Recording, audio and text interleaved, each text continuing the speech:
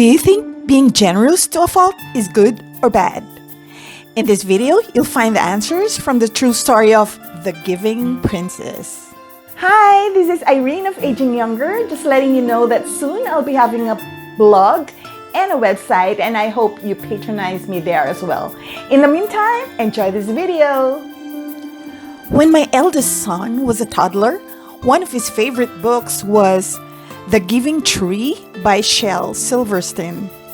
I was conflicted with the book's message, feeling that the boy abused the tree's love for him. And I didn't want my child to grow up feeling that it was all right to give all of himself to his love interest. I've always been advised to always save some for myself. Here's the true story of the Giving Princess that convinced me otherwise.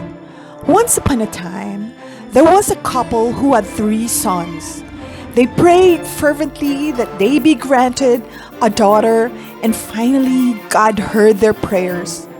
They were blessed with a beautiful child whose pretty little eyes could melt their hearts. They treated this child like a princess, giving her everything she wanted. She was dressed in fancy garments and had playthings every child in the neighborhood would die for. When she requested for a dog, she was not given 1, but 3 Pekingese puppies.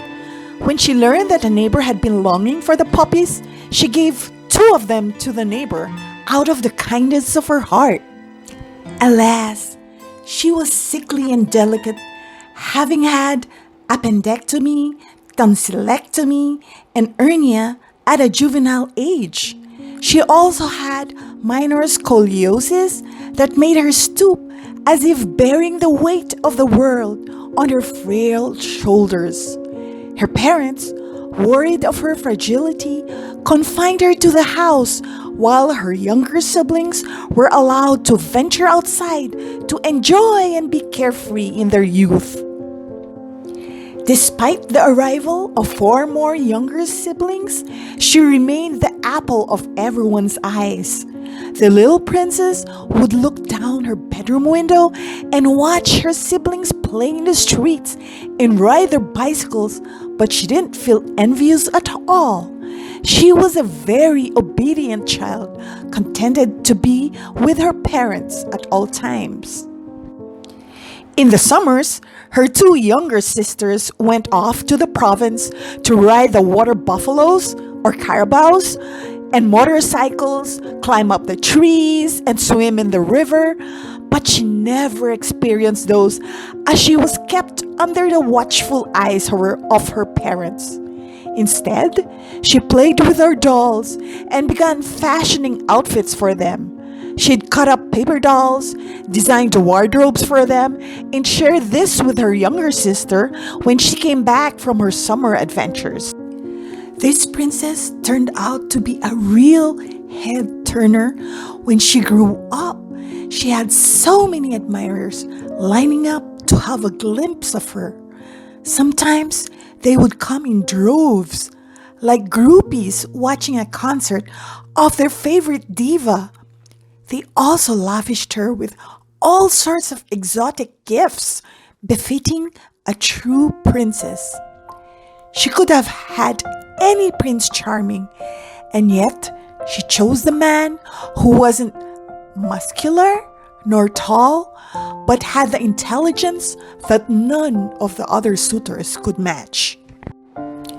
He won her heart, and soon they were married with the blessing of her parents. True to her giving nature, she handed over all her savings and the money she received from her parents to her husband, whom she adored, so he could start a business. They were blessed with 4 beautiful children who possessed the same angelic eyes as their mother. Life was blissful for a while until it wasn't. After several distressful and troublesome years, they decided to part ways, and she was left with 4 children to raise and support. For the very first time, the heartbreaking reality of life showed its true colors to her. There was a great likelihood that this princess could turn into a pauper if she didn't take matters in her hands. As she was still a looker, she was not wanting in admirers. She chose the man whom she thought could provide for her family, as he owned a boat and a sports car and pampered her with expensive dinners. She married him, but life didn't turn out as rosy as she expected. His businesses failed, and since he was an injured war veteran with physical illnesses brought about by his service to his country, he couldn't find a high paying job that could support his wife and her 4 children. Soon, the boat and the sports car were sold, and the princess was again challenged with providing for the family. She took on 2 jobs, rendering back-breaking overtime hours to each one, traveled hundreds of miles each day to and from work, and almost always came home in extremely abominable mood. She didn't think that life was fair, treating her this way after having been brought up like a little princess. Her children avoided getting in her way when she got home, and for the most part, it was her husband who took care of the household and the children. Oh, how they loved and adored him. Despite being financially challenged, she loved accommodating her siblings and their families whenever they came for visits during the holidays. She would look forward to these visits and would pawn her jewelry just so she could buy groceries for the meals that she lovingly prepared for her siblings. Oh, how she loved to cook, just like her mother, who would prepare multi-course feasts single-handedly. She would also open her doors wide open to all relatives who were new migrants and were in need of roofs over their heads while finding their own niche under the sun. Sadly, as time went by, her husband passed away all too soon, leaving an expansive gap between the mother and the children. He had been the mediator, the peacemaker, the bond that brought them together as a family, and with him gone, the children didn't know how to treat their mother. Thankfully, after a painful and heart-rending process matched with storming the heavens with unceasing prayers on her part, a peaceful reconciliation eventually occurred. Soon, she was living independently in her own apartment, her children now having their own lives. As she took care of herself, she was still striking and was soon dating again. She met this guy who was so enamored with her and impressed with her culinary prowess.